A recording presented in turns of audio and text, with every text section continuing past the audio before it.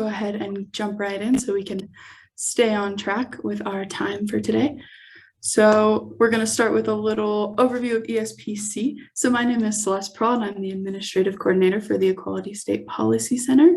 And welcome to Shape Wyoming, hosted by us. We're a nonpartisan, nonprofit organization working to improve the lives of Wyomingites through transparent government, fair elections, and thriving communities. Thank you so much for joining us today for Shape Wyoming, which is designed to create citizen lobbyists out of those most affected by our issues. We plan to create the next group of activists ready to engage the legislature. When you use your voice, we can accomplish our goals together. Before we dive too deep into today's session, I just want to give a few important housekeeping items. First, we are in a webinar format, so you should be able to see and hear myself and our panelists right now. But if you're having any difficulties, please let us know.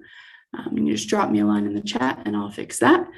But there are still plenty of ways for you to interact. Feel free to use the chat or the Q&A feature, and we will watch for your questions because we really like to hear them.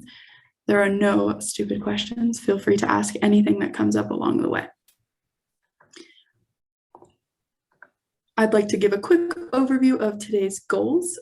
First, we are going over our civics and lawmaking session. So our experts today are going to teach you the ins and outs of the Wyoming legislature, the processes, and where lobbyists like you will fit in. We're going to introduce our experts. So we have a wonderful group of experts for today's session. First, in the top left corner, we have Senator Brian Boner. He is a sixth-generation Wyoming rancher and Air Force veteran. In the legislature, he serves as chairman for 3 committees, including Senate Ag State. It's a long one. Senate Agriculture, State, and Public Lands and Water Resources Committee. You'll learn more about the committee work later today.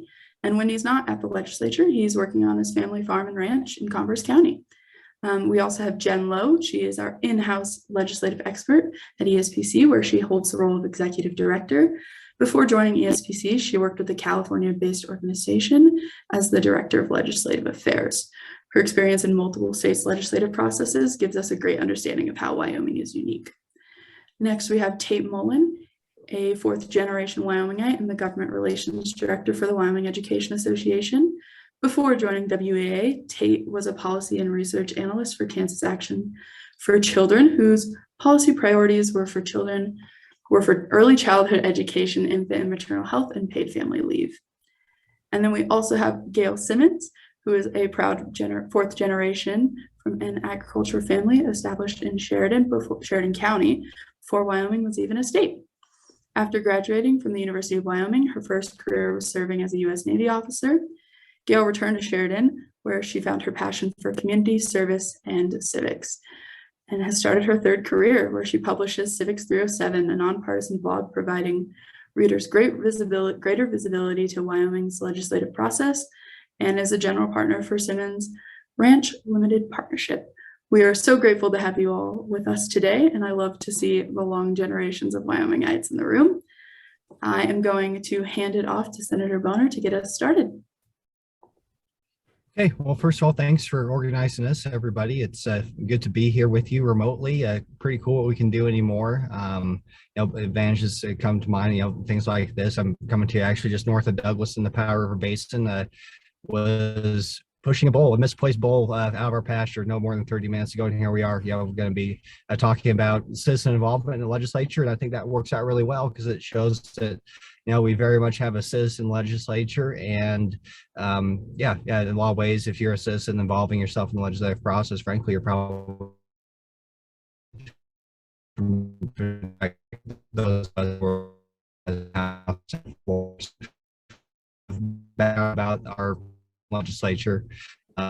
First, it goes back to statehood. Obviously, we had a legislature before that, but and so we're just going to go over the overall structure of legislative process, or structure of government.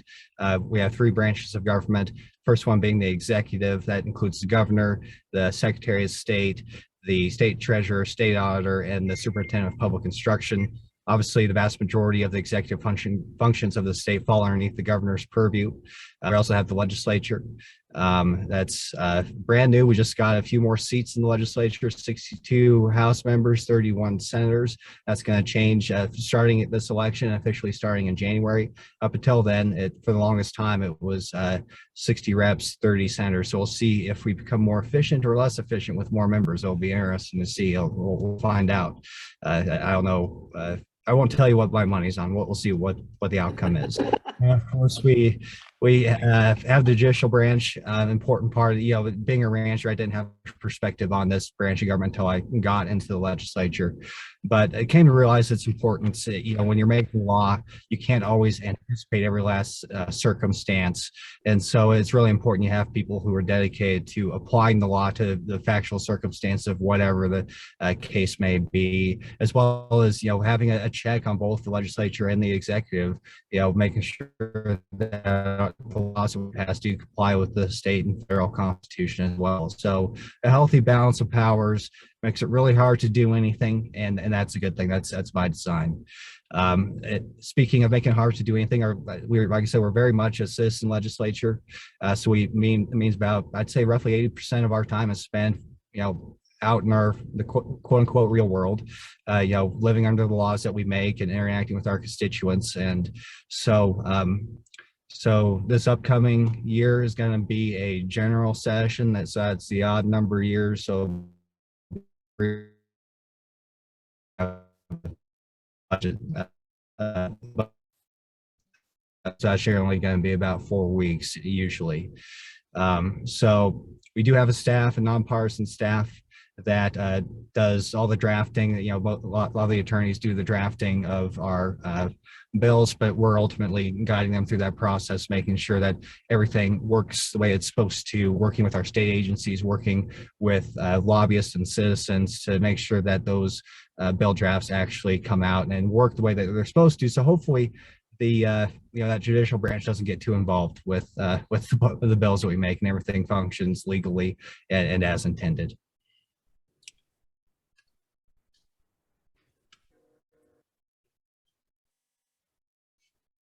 So that's basically all I have for that slide. We have our own leadership. It's elected by the members, and slightly different, I guess, constituency depending on what the position is.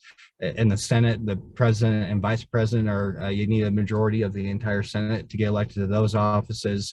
The majority party leader, the minority floor leader, the minority whip, those are partisan positions. So you just need the support of your party to be into those positions. A similar idea for the House. The Speaker and the Speaker pro tem are elected by everyone. The partisan positions are elected by their respective parties.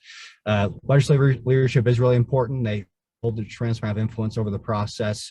We'll probably go through all the ways that a bill can die as it goes through the legislative process. And in the Senate side, the president and majority floor leader each have their own way of making sure that a bill doesn't see the light of day. And so that's practical. It's ensures that we use our time wisely, which is really important. But it's also, there's politics that gets involved with that as well. So really important positions. They're the ones who set who's on what committee at the outset. That's exclusively the decision of the Speaker and the President. Technically, though, they do need to build support and make sure that folks are happy in their committee positions to the greatest extent possible. Make sure you have good experience and balanced committees so that the committees can do their work as well.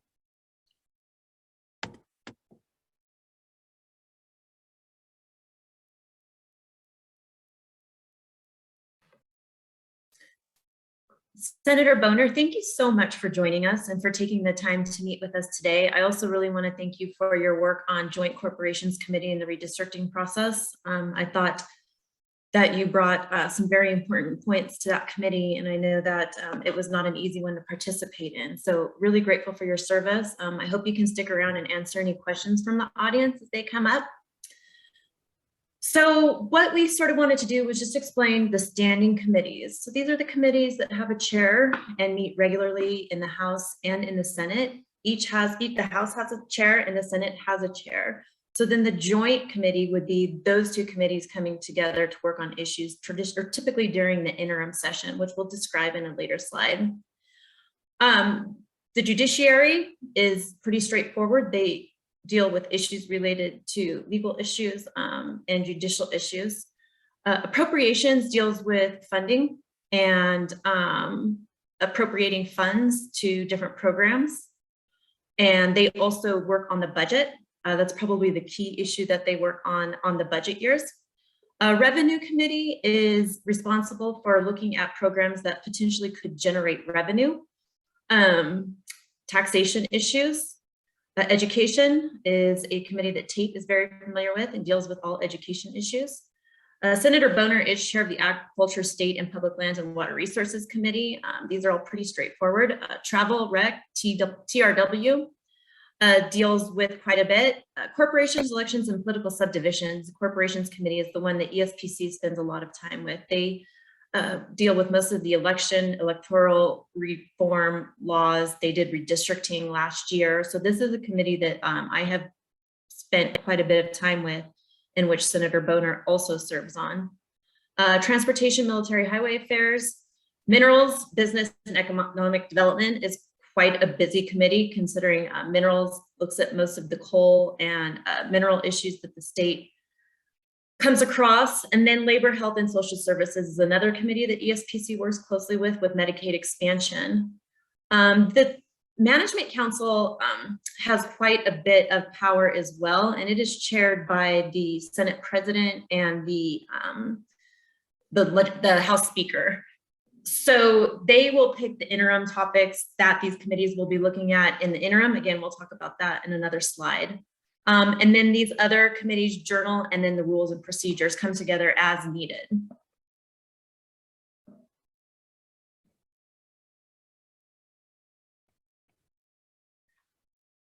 So there's really, the work in Wyoming is happening year round. Like Senator mentioned, the legislative session occurs in odd years. So 23 will be a traditional legislative session where any bills can be introduced with a simple majority. This session is almost exclusively for proposing legislation, debating legislation, and passing legislation. It goes for a bit more time. It's about 6 weeks when you kind of add it all up together in Cheyenne. The budget session is the one that we just came out of. Typically, the one bill that must come out of the budget session is the budget. That is a bill that will only need a simple majority to pass. Any other bill that wants to be introduced during the budget session has to have 2/3 of the introductory body's support for introduction, with redistricting also being an exception. Of course, redistricting only occurs every 10 years, although we did just come out of a redistricting cycle. It's not something that we won't experience again for some time. And I think that if you were watching during the last budget session, trying to get the budget, the redistricting, and the number of bills that we had introduced during the session was quite a bit. Our lawmakers had to work really hard, and some might say even pushed it a little bit too far. But they did a great job and passed a redistricting bill that was fine for the most part. So a special session can also be called by the legislature or the governor. Last year, the legislature called a special session to discuss a mask mandate. So the legislature was in session for 10 days. Do y'all remember? Yeah. But it cannot exceed 20 days. So a lot of the work goes on during the interim. So in between those sessions, which occur in the first quarter of the year, February, March, sometimes January, we have interim meetings. And those meetings are spread all around the state, which is designed to give folks in different regions the ability to participate. For example, joint corporations will be meeting in Hewlett in a couple of weeks, which is where the chair, Ogden Driscoll, lives. So we often have meetings in Casper, Lander. They're kind of spread throughout the state. So if there's a committee that you are especially interested in, it makes sense to keep an eye on the WyoLeg website to see when those committees meet and where they meet in the interim. If there's one near you, it's worth going to meet your legislators. They're very accessible and approachable. So I encourage you to definitely check out the committee work that you're interested in and find out where those interim meetings are occurring.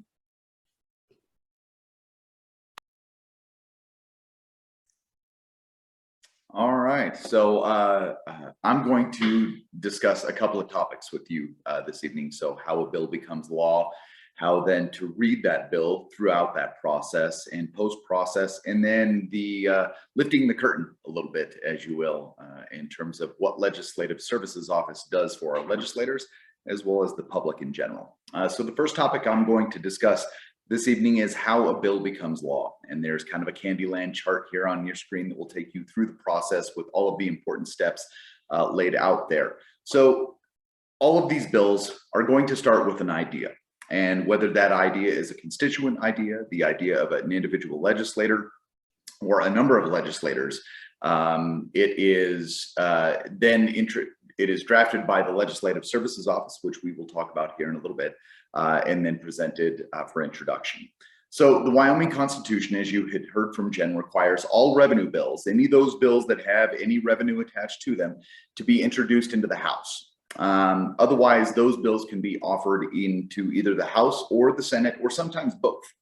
After introduction, the Speaker of the House or the President of the Senate assigns the bill to a standing committee. And you just heard from Jen about the number of those standing committees. Committee chairs have complete discretion over what happens to a bill assigned to their committees. And this includes whether they will be heard, when they will be heard. In that committee, the way the process works within that committee is that the sponsor explains the bill and the committee will usually take testimony. The committee may pass the bill as is, or they can amend it and pass it, or they can kill it. There is rarely a time for committees to hear all the bills assigned to them. Consequently, the chair's decision on when or whether to hear a bill can be critical. And we heard a little bit about that, at least in terms of the larger bodies, from Senator Boner. So once a bill passes committee, it goes to general file, the list of bills waiting for floor debate. The majority floor leader controls the order of that general file, and that's going to change from day to day. That's one of the first things that they do on a daily basis, is they'll go through and we want this bill, this bill, this bill. If anybody wants to move them around, they will go through that discussion. A bill heard on the floor goes through 3 readings. So introduction, second reading, and third reading. Now, after that bill comes out of committee, the chair of the committee which heard the bill presents it for debate in the committee of the whole. So that's either the full Senate or the full House. Now, the committee of the whole is designed to be kind of a freewheeling debate, right? Where questions are answered and thoughts are aired. If the bill does not receive enough standing votes at the end of the committee of the whole for debate to go on to second reading, a roll call vote is recorded. Second reading is largely a formality. It's a pretty quick process that happens fairly quickly in both chambers, although amendments may be offered to be voted on during that process as well. The substantive debate really hits during the third reading. This is the final discussion and vote on a bill. Legislators may speak only twice on the same action, and time limits may be set. A roll call vote is taken on the final passage of that bill. So if the bill passes this entire process, beginning with introduction, it is then repeated in the other house. It's sent to the other chamber. This is called crossover. In a budget session, again, that 2/3 threshold for introduction, you only need that one time. So that introductory vote only needs that 2/3 threshold the initial time. You don't need it in the other chamber on crossover. So if the bill passes both houses, and the final 2 versions differ, and we'll look at a bill here in a little bit that happened with, then the bill returns to the House of Origin. So if it started in the House, it will go back to the House for a concurrence vote. And that is a vote by the entire body on concurrence. If the House of Origin does not concur with the version enacted by the second House, a conference committee is appointed to try and resolve those differences. Once a bill passes both houses of the legislature, it goes to the governor, who either signs it, allows it to become law without his or her signature, or vetoes it. A veto may be overridden by a 2/3 vote of both houses. And under the Wyoming Constitution, the governor has only 3 days, not counting Sundays, to sign, veto, or allow a bill to become law without signature. After the legislature adjourns, the governor has 15 days to act on remaining bills. And we can jump to the next slide, please. So we understand now the process of how a bill becomes law.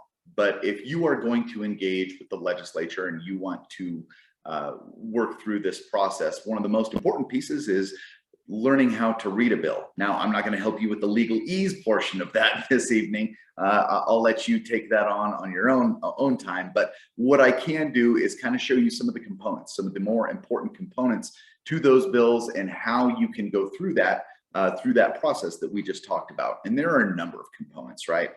So the Legislative Services Office, the sponsors, titles are important, right? Because you can't have the text of that bill not be germane to the title. So you can't have a bill that has an education title but deals with military affairs. And then understanding what that looks like within the bill in terms of the addition or repeal of language. And then in terms of some bills, it's just as important to be able to understand and read the amendment process or the amendment bill language. And we will go ahead and pull up a bill here so I can give you some examples of each of these. So on the WyoLeg website, and this is accessible, wyoleg.gov, you can go in and you can look at a number of bills over a very long time frame. And this is updated too during session. So it's a great resource for people during session. Now, if you click on a bill, and the one that we have pulled up here is from our 2021 session, and this is House Bill 173. Now, when you go into the WyoLeg website and you click on a bill, if you notice, it's going to give you the majority of the text, but one of the most important things that is missing in this version of the bill is that down that left-hand column, you don't see any numbers. And this is often referred to when they're going through and working that bill. And it moves fairly quickly. So it's kind of important to have that format of bill instead of the one that you're looking at here. This is fine if you're looking at it at home, but if you're going to sit in a committee meeting or if you're going to sit in the galleries and try and follow along, my suggestion would be, you'll see over here to the right-hand side under bill versions and resources, you have introduced and engrossed. Now, the introduced bill is how it first was introduced. The engrossed tracks every change along the way. So you will want to be using the engrossed bill. So let's go through some of the components of this. You'll see up in the top left-hand corner, the 2021. That is our session date. That is essentially the legislative year that the bill is going to be introduced. On the other side of that, what you see is our LSO number, our Legislative Services Office number. This is the internal tracking system that is assigned to each bill draft request. In the middle of the bill, the first line, House Bill, if you scroll up just a little bit more, we'll keep it right there. Thank you. House Bill number 173. This is our bill number. This is the bill number that is assigned. LSO receives all sponsors, co-sponsors approval forms. Bills are generally receive numbers in the order in which the approval forms are received. Then below that, you'll have the catch title. So this is School Finance Funding 2. This is just the name, a brief description of the topic, right? And then below that, you'll see the sponsors. Now, you'll see a couple of different iterations here. Sometimes it's just a single legislator's name. Sometimes it's a number of legislators' names. Or in this case, you have, if it was a committee bill, you have the House Education Committee. It will be lined out there. If it's an individual legislator, the first legislator that is named was the one who was the initial sponsor of that. They will get other legislators to sign on to that. So then looking down where it begins on line 1, an act relating to. This is the bill title, right? So this is the summary of the bill that must accurately depict the effect of the bill.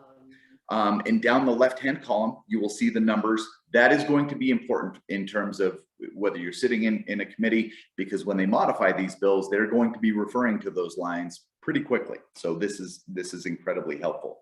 If you wouldn't mind scrolling down for me just a little bit, Celeste, till you see section right there for me, please and thank you. So if you look at line 2 and then section 1, right? This is our new statute. It's the section of the bill that creates a new law if this bill were to be passed. Line 2, this is our enacting clause. And then if you wouldn't mind scrolling down until we start seeing some color in the bill here, and I'll show you what this looks like in terms of language, where it's redacted, where it's taken away, and where additional language is brought in.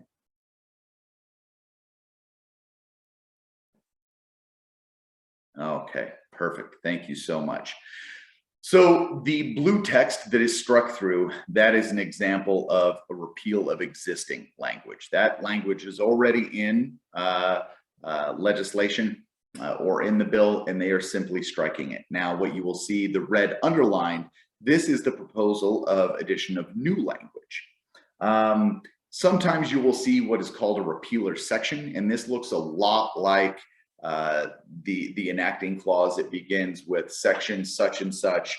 Wyoming, so like Wyoming statute 23.1.101 is repealed, which repeals an entire section instead of having to go through piecemeal and strike language like this within the text.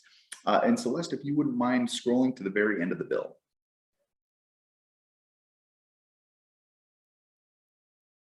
It was a lengthy bill. What you will see here on line 3, this is our effective date. So the effective date is the date that the bill has the effective law upon the governor's signature or at the time of governor's approval. Usually bills go into effect on July 1st, as this one would have had it passed. Or the other option that you will typically see is immediately. Now, this helps when you're going through the initial bill, but what happens when there's amendments? Celeste, if you wouldn't go back to the WyoLeg website, please, where that bill was headed up. And then what you will see is the tab that says amendments. Now, this allows you to track all of the proposed amendments, whether they pass or whether they fail. Celeste, if you wouldn't mind selecting House Amendment 2, please, and thank you. So it's just as important to understand those amendment processes. So again, in that top left corner, what you see is HB 0173 H2002. What does all that mean?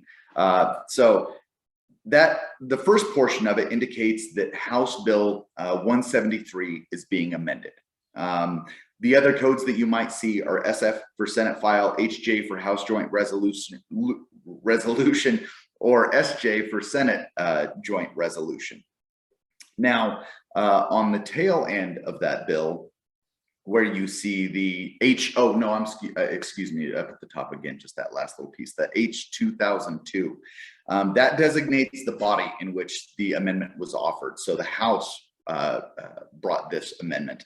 And then the first two shows that this was a second reading amendment. And then that 002 describes that usually these are in numbered order in which the amendments were. So this was the second amendment on the bill. Now, a couple of pieces here within the text. Line 1, where it says page 1, line through 4, after membership insert. So this is what it looks like if somebody wants to insert language. So if somebody wants to make an addition, that's what that amendment is going to look like. The next one demonstrates what it looks like if they wanted to delete an entire section, right? It is going to name that page number, those lines that we talked about, and then it's going to recommend to delete entirely. Sometimes you have a mixture of both, which is the next one, right? So line 6, page 42, line 1 through 5, delete that entirely, yet also insert this new language. If you wouldn't mind scrolling down then to the bottom of the bill here for me, if you wouldn't mind. And then what you will see at the bottom of every bill where it says on line 6 on that last page in capital, you'll see Hallinan. That is Representative Hallinan's proposal. So every legislator who proposes an amendment, you will see that at the tail end of those. Again, it's one of those that will go in order if there are multiple. And we can go back to the slide deck now. Thank you, Celeste.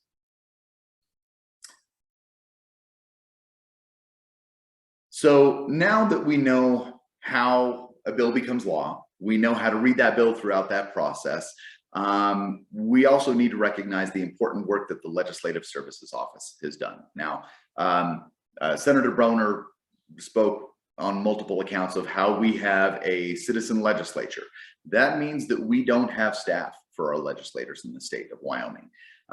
So the Legislative Services Office is the permanent nonpartisan central staff office of the Wyoming Legislature. LSO was created in 1971 by act of the 41st Legislature. The LSO director is employed by and subject to the direction of the Management Council, which Jen spoke of a little earlier. And legislators in Wyoming, again, do not have staff. So what the Legislative Services Office is used for is that they use LSO for these services. The primary mission of the LSO is to help members of the Wyoming Legislature identify and articulate legislative issues, develop information related to those issues, and help identify possible solutions. These are different divisions within LSO, and I'm going to quickly go through those. So the Legal Services Division. Legal Services Division provides bill and amendment drafting for committees and individual legislators. So members of this division serve as the staff of the legislature's joint interim and select committees, and staff is responsible for providing legal research to committees and individual legislators who propose bills. The division also performs review of agency rules and regulations as required by law under the Administrative Rule Review process. The Budget and Fiscal Division. The Budget and Fiscal Division staffs the JAC, or the Joint Appropriations Committee, and the Select Committee on Capital Financing and Investments. In addition, the Budget and Fiscal staff provides support to other committees and individual legislators on budget matters and state expenditures. The way that our budget is developed is incredibly complicated. So for new legislators, this is an incredibly important office. The staff develops information on revenue for the Joint Revenue Committee and prepares estimates on fiscal impacts for proposed legislation. The Budget and Fiscal Administrator serves as the co-chairman of the state's Consensus Revenue Estimating Group, Craig. We just had a report come out in April, and this is the piece that basically looks at where we are at in terms of our revenue in the state of Wyoming. The Budget and Fiscal Division is also responsible for overseeing legislative activities related to K through 12 school finance. So this is kind of my bailiwick, finance reform, and for school capital construction. And they're also staffed to various committees charged with K through 12 education responsibilities. The last couple here, Research and Evaluation. Research and Evaluation Division conducts research and policy analysis on a variety of topics in response to general research requests from committees and individual legislators. So as a bill is moving through its process, if questions come up, this is who they will reach out to. So typically research products include fact sheets and research memoranda designed to succinctly summarize topics, as well as issue briefs and share reports which offer a more in-depth analysis of complex policy issues. The Legislative Service Section. The Legislative Service Section coordinates legislator training, media relations, legislative information management, and civic education activities to promote understanding and participation in the legislative process.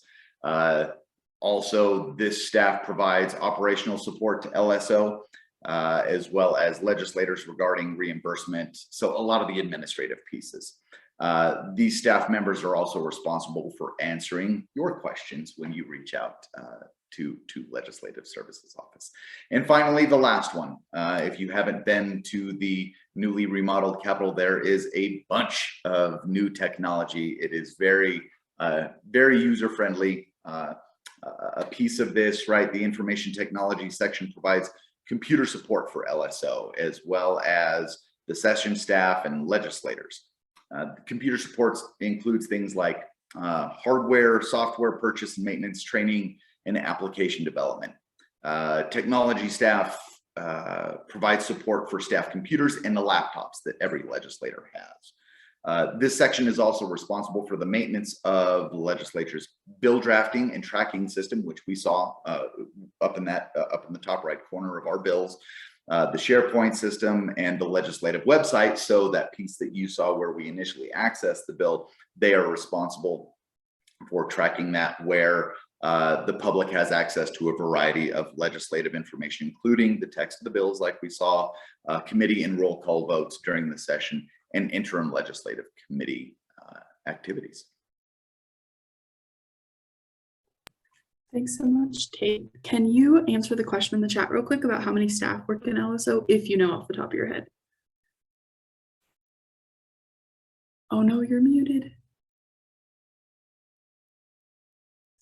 I do not know off the top of my head. They've got a fairly sizable staff, but at the same time, given everything that they have to do for that legislature, they are significantly worked. So they have a lot on their plate. I think Senator Boner's able to chime in here and maybe answer. Yeah, so sure, we hopefully everyone can hear me fine. Sorry, I had my computer overheated a little bit, so I turned my dark around so it's no longer pointing directly into the sun. Hopefully that helps. But anyways, we actually had this discussion when we were looking at expanding the number of legislators during the redistricting process. I think it came down to about, about 2.5 legislators have 1 staff member, so roughly 40, I'd say. Obviously, we've been dealing with the physical constraints that most state government has been dealing with for the past 5 or 6 years. So we're not fully staffed, and right now it's right about that 40 number, though we have more authorized positions than that.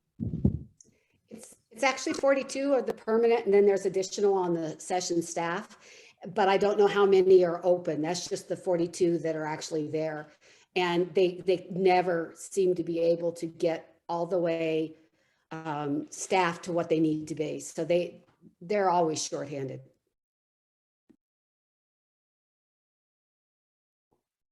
Awesome. Thanks for sharing that, Gail. On that note, could you tell us a little bit about who influences lawmakers, Gail?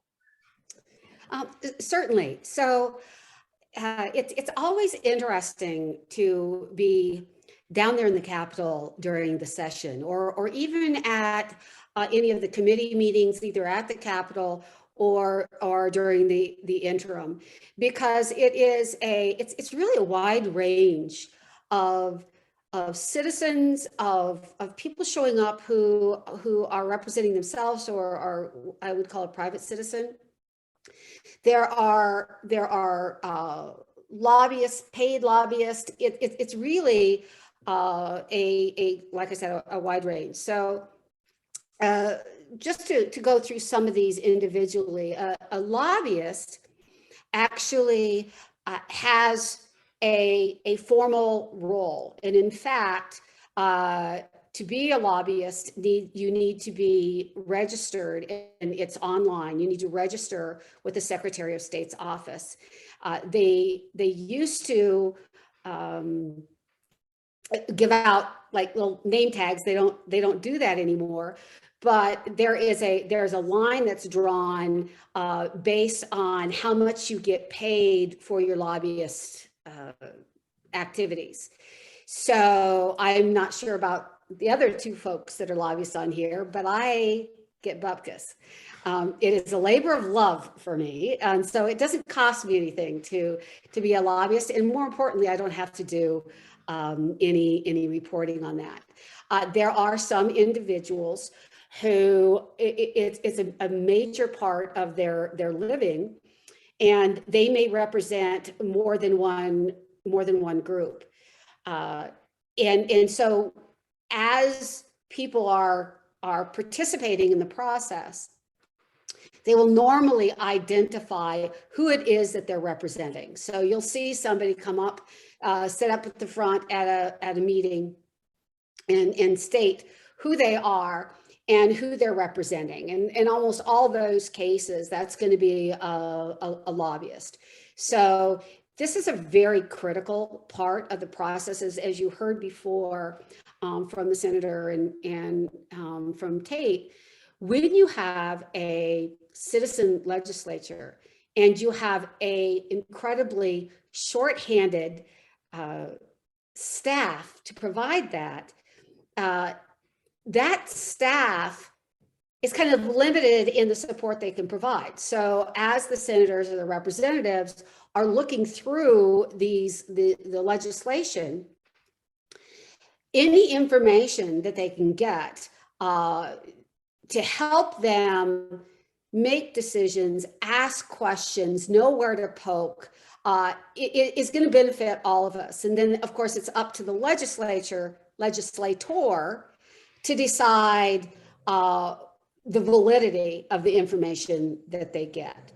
So one of the things that you'll see on all these influences is that it is a very, very small group. It seems like a lot on any of these roles, but it tends to be the same people over and over again.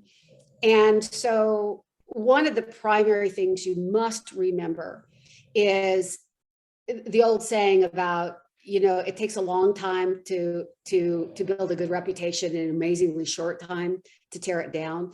So there are some standards of conduct that the lobbyist group, the Wyoming Capital Club, kind of imposes on themselves. But there's just some unspoken rules.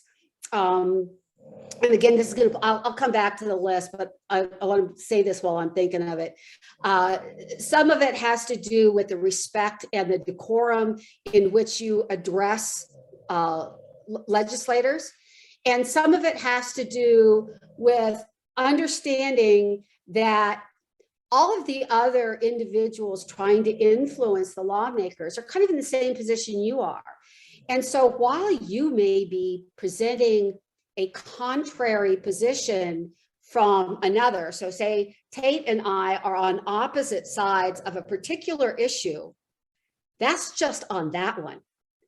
The next bill that comes up, he and I may be joined together in support of one, and Jenn Lowe is on another. So it's really critical that whole kind of collegiality that we would like to see on the floor and don't always see on the floor, but that we maintain that when we're in the lobbies and when we're dealing with folks. So you get to know legislators, or you knew them before, and on their own time and on their own dime, you can call them by your first name.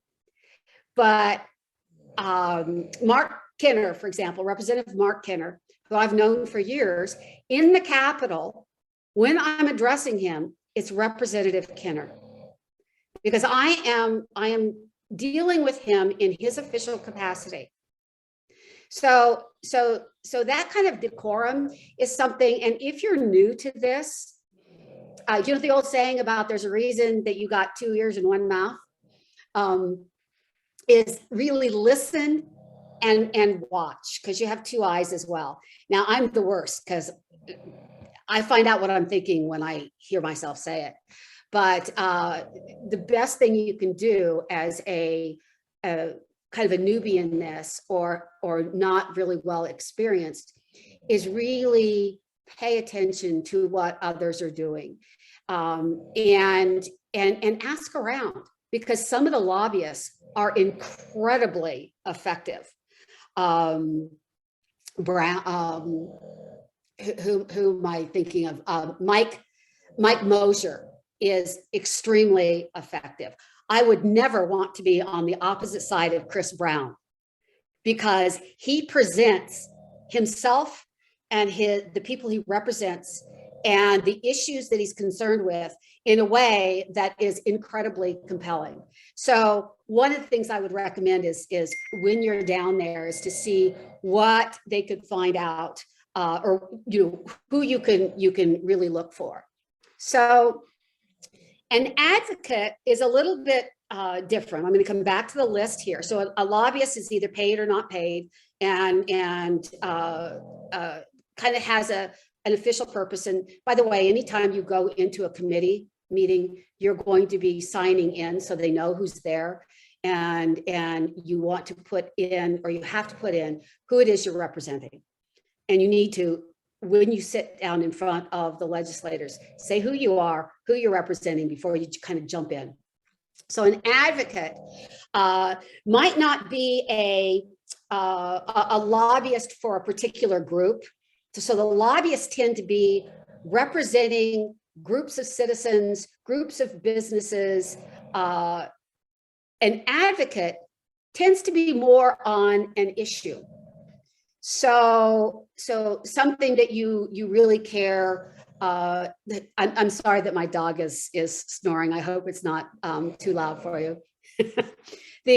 So an advocate may be more for an issue rather than representing a particular group.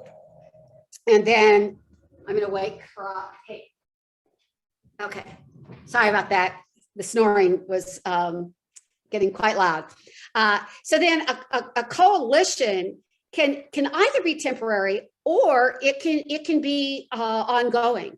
So sometimes the issues are very complex and differing groups or differing individuals or advocates have a different view of it. So we might be looking at something like Medicaid expansion. And you've got maybe the hospitals looking at it one way. You've got some of the social services looking at another. So what'll happen is around a particular idea, a coalition will form that provides a more robust view and understanding of how things, of how a piece of legislation or an issue might impact their groups or the things they're concerned with. An interest group is somewhat like an advocate, except for an advocate tends to be an individual, and an interest group, again, tends to be less, not necessarily formal, but again, people who in a conversation or because of their background identified a shared concern that they want to work for. And it's much more effective, I believe, when it's more than just one person saying, this is what I'd really like to have, because the legislators are trying to understand, the good ones are trying to understand how this affects their constituents and how it affects the state overall. So sometimes there's bills that really don't impact their particular district at all. But when they raise their hand and take an oath, they're taking on what they see as best for the state as well. So again, all of these folks are providing them background and understanding to help make those decisions. And then finally, the media. And I think we have very good media that comes down there and gets to know all the players and works, for the most part, very hard to take a balanced view. So those are different influences, and it's really kind of hard to tell when you're listening to somebody what they are, but it is a small community, and it really helps to learn and find out who the other person is. I didn't know Jenn Lowe, 2 years ago I met you, I think. And Jenn and I share an interest in civics. So I guess you could say we have an interest group, but she comes at it differently than I do. And in doing so, we learn more because we're working together on that. Okay, so I think that's it for that page. So I touched on some of these. One of the things that I think Cindy Delancey, who represents the Wyoming Business Alliance, which tends to be really large businesses and industrial and professional groups, one of the things she does really, really well is to put together 1 or 2 page talking points that not only provide her a way to interact with the legislators, but it really provides the legislators with a very concise, easy to read, understandable document that they can then look at and say, what do I want to pull from that? So any resources that you can provide, understanding that the legislators may be looking at 400 different bills. If you can't boil it down to no more than 2 pages, they probably are not going to have the time to really go into it. You can give a little more detail when you're talking to them, but having that research, getting it boiled down into what are the most critical points, and in even identifying, I've been told that I'm wrong on this, but I always want to present, here's my stance on it, and here's what the opposing viewpoint might have, and maybe why I've rejected it. But because my goal is to provide a resource and understanding for the legislator, I feel it incumbent to show both sides, a pro and con. And somebody else says, no, let somebody else do the con. I'm like, if I was a legislator, I'd want to see both. So that's what I would do. Again, the size of the state is important. There are a couple of hundred, I think, registered lobbyists. There are lobbyists for every single walk of life. If you have children, there are education lobbyists. If you have a profession, there are the physicians, medical, law, engineering, all the professions have some kind of lobbyist or representative there. Some of the groups, like the Wyoming Association of County Commissioners, have a lobby. You might have a lobbyist who represents outdoor recreation, and so, or hunting, or fishing, or anything that you have as a hobby or that you care about. I can almost guarantee that there is a lobbyist for that. And so this idea of providing a much more robust, a much more 360 view is carried out by that. Make your message personal. Telling a story, don't let it ramble. Unlike me, I'd ramble all the time, so I apologize for that. But as somebody once told me when I worked for General Electric, never let the facts get in the way of your story. And that doesn't mean to throw the facts away. It means don't get so caught up in the data that they miss the point. Again, something I'm better at talking about than actually doing. But telling a story helps the people who are listening to retain it. A story is much easier to draw up. And then also on the partner up, always work with as many people as possible. And again, it's that 360 view. And so, Senator Boner, was there anything else I said about, so I'm talking from trying to influence a legislator. Was there anything else from a legislator's standpoint of concerns you might have or what you appreciate? Just cover. Whoops. We lost him. The joys of living out in the country.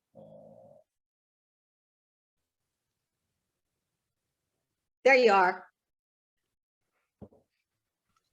I apologize. The Zoom is turning on and off. This is the first time this has happened to me. I truly apologize. Hopefully we'll figure this out here. But yeah, just really briefly, I'd say, yeah, be sure to hit the high points when you're testifying. Be prepared if somebody asks you a question to justify the points you're making with all the data that you want. That the more the better. Have that in your hip pocket, if you will. But be sure to make sure you hit the high points. And like Ms. Symons said, you got to be short to the point, and that's going to be the most effective testimony you can provide, is something that's going to be memorable and something that's going to be relevant. And we're, like I said, we're citizen legislators, and I think we recognize the difference between anecdotal experience, which is really valid too, but there's also differences between policy considerations. They may not always translate one to the other quite so cleanly.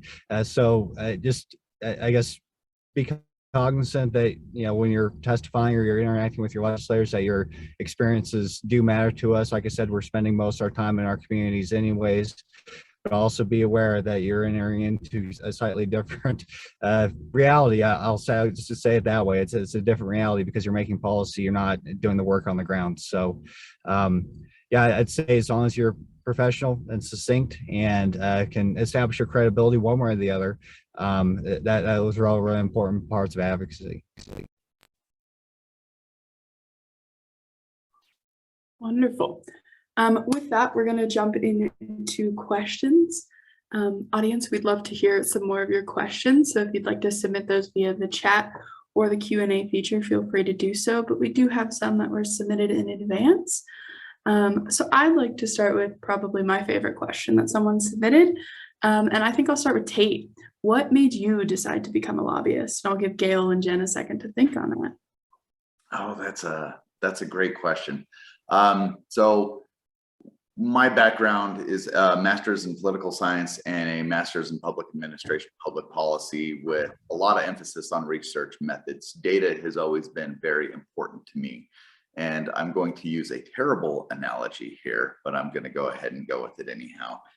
Public policy, in my view, is a lot like Mario Kart, right? So you picked what you wanted. If you picked Bowser, yeah, you might be big and tough, but you're going to be slow and you're not going to be able to take the turns. Whereas if you pick Yoshi, you're going to have a lot of speed to it, but your handling's horrible. Public policy is a lot of the same way in terms of you're making trade-offs. You can tell me what your goal is in terms of policy, and there is a science to it. We can get you there. So especially in this day and age where there is a lot of inflammatory rhetoric around public policy, having somebody who can look at data and look at research methods, look at R values and statistical multivariate regression models and be like, well, this one's legit. To be able to do that was always important to me. So being able to offer that service to a segment of the population that, education that I was always passionate about anyhow, was really important to me. Great question.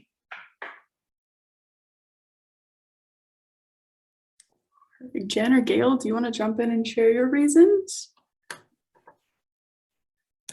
I'm not a lobbyist most of the year. Most of the year I act as executive director for ESPC and act as a lobbyist for those few months when the legislature is in session. Similar to Tate, my background is in journalism, and I worked as a reporter covering local government, and I fell in love with local government and in the policy making. I think local and state government are the most important levels of government. I got my master's in public administration and public policy, and I mean, more or less just sort of fell into it. With the same as Tate, I'm fascinated with public policy and its implications. So I really don't consider myself a lobbyist. When I am in Cheyenne and I have to lobby, that's one thing. But, for the most part, I'm figuring out how to pay my employees and get my work done. So I hope that answered the question. Well, when I grew up, my mother was very involved everywhere in the community. She worked at the YMCA. She was on the community college board here in Sheridan for 20 plus years. My dad was involved in the ag community. But what she always presented, that government is nothing more than the way a community manages itself. And so there were two things that I like to tell, two things we had to do if you were Faye Symons' child. You had to vote and you had to give blood. And so for me, similar to what Jenn said, it's really locally where it affects the most. But I went down to Cheyenne right after I had moved back after retiring for the second time. So Navy retirement and then General Electric retirement. And I was struck by how confusing it can be down there.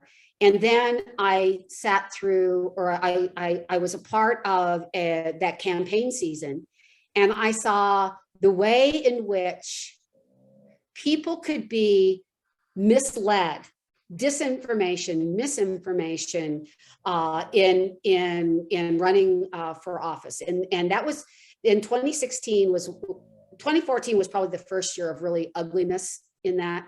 And so mine has really been all around having the citizenry engaged. One of the quotes I saw the other week, and I won't say who it was because it's a polarizing person, but in a republic, there are no bystanders. And maybe it should be in an effective republic, there are no bystanders. And so that's what draws me into it is what do I need to do to have people be engaged? Voting participation is a big part for me, and basically anything that puts the people first and above ideology. And that's what drove me to it. Awesome. Thanks for sharing that. I think it's great for our audience to kind of hear some insight, because I know that all of them are probably wheels turning with their stories. So I'm going to jump to another question, and I think I'm going to ask you, Senator Boner, can you share maybe some tips or tricks that you've seen that have helped people be taken more seriously when they're presenting like an alternative view to the legislature or committees? Right. Yeah, I think I answered a little bit with Gail's question, but in terms of email, for example, it always helps to make sure that it's a personally written note, maybe no more than a couple paragraphs. Make sure you put your name and where you're from, at the bottom. All that's really important because we get a lot of emails, especially during the session. Most of them, you don't know if they're from Wyoming or even from this country. So, just, email is a pretty good way to get with most legislators. But I'd say overall, it's really important to sort of build up a working relationship with your legislators. We have less than, now it's going to be less than 9,000 people per representative. So, if you can establish that working relationship ahead of time, so at least they know who you are, what your background is, I think that's really important, because when it gets time to be in Cheyenne, everything's moving pretty quick, and if that's the first time you're meeting your representative or your senator, you're probably already behind the 8 ball a little bit. So there's a lot of things you can do to sort of establish your credibility and build that working relationship up front, and just find something that you can agree on. I guess something. I guarantee you there's something. It doesn't. You might think one thing about where they fall on the political spectrum and how that may be in relation to you, but there's something I guarantee that you agree on, and you can kind of build from there. And so maybe it's not something that you're going to be passionate about, if that's something that you're going to disagree on, but there's something you can agree on, even if it's the Colorado Avalanche or something like that. So yeah, I just say work on building that relationship. There should be in your communities most of the time anyways, and like I think it's been mentioned before, there's an interim process. If you go on our legislative website, you'll see all the interim committees that'll be passing through, if not your community exactly, one nearby it. And so, yeah, there's just plenty of opportunities to sort of familiarize yourself with the process, and familiarize yourself with the folks within your community who are representing you in that process. And I say that's probably right now, especially, that's probably the most important thing you can do. And in addition to a lot of the tips you heard from Gail, about the actual, once you get to the point where you're presenting that information or actively lobbying on a particular topic. Wonderful. I love hearing about relationship building with our legislators. I think it's really important. So the last question, unless we get any from the chat that I'm going to go with today, is how do you guys think we can make this process more accessible to the public? I know we have our virtual settings where people can testify. Is there anything you guys can think of? Yeah, Tate.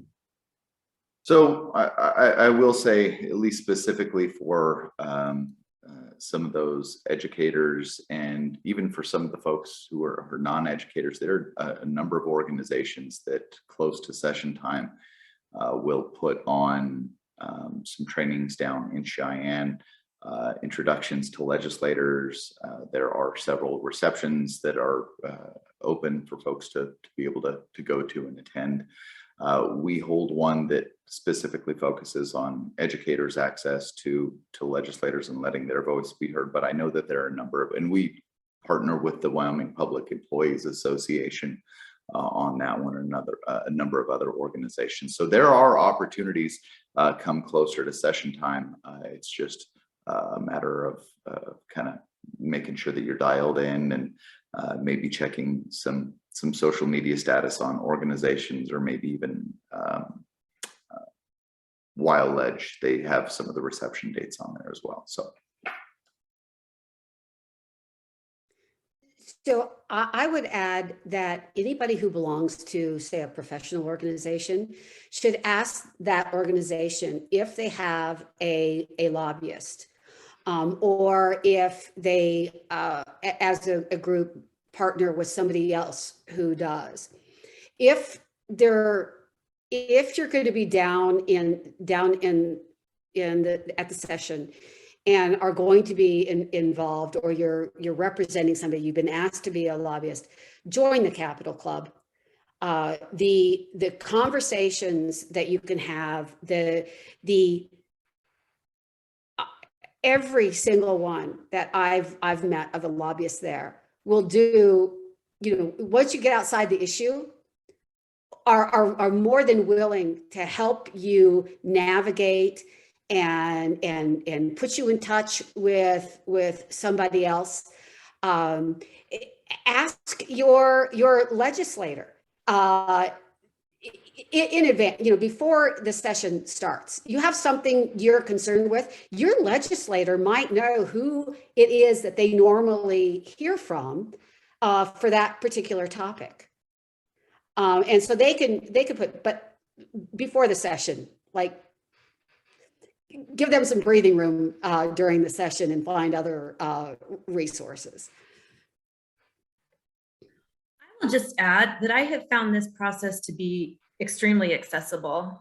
Having come from California, where we had a professional legislature, where each lawmaker had a chief of staff and then several staff members that each kind of oversaw a specific policy area, it felt a lot more inaccessible. I rarely worked with lawmakers. I was usually working with a staff member, or even, a staff member of a staff member. So, being able to approach your lawmakers and speak with them, I feel has been tremendous. I think that with the citizen legislature, these folks, men and women, also have, regular jobs. And so they're volunteering their time to serve. And, for the most part, they will stop and talk to you and listen to you. They will read your emails. For the most part, they will reply. There are a few that won't. I'm not going to name names, so don't take it personally. But I have found this process to be extremely accessible if you put in the effort to do the work, to figure out where the interim meetings are, to show up, to have some testimony prepared. I think it is as accessible as you're going to make it.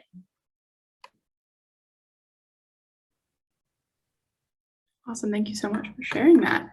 I am going to go ahead and close this out and give everybody some time back in their evenings to enjoy this lovely weather, because I think everybody's warm right now. So thank you so much for joining us for our first session of Shape Wyoming.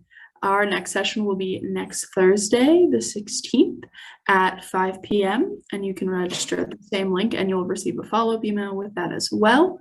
And that session will be telling your story in grassroots, where we'll teach you about effective grassroots methods and the importance of your story. Also, I'd like to give you a quick reminder that the Equality State Policy Center is a 501c3 organization. And as such, we rely on charitable gifts to fund our work. Donations can be made on the web at equalitystate.org or by mailing a check to 419 South 5th Street, Laramie, Wyoming, 82070. And we'll see you next week for some more great learning. Thank you all for joining us, and a special thanks to our panelists.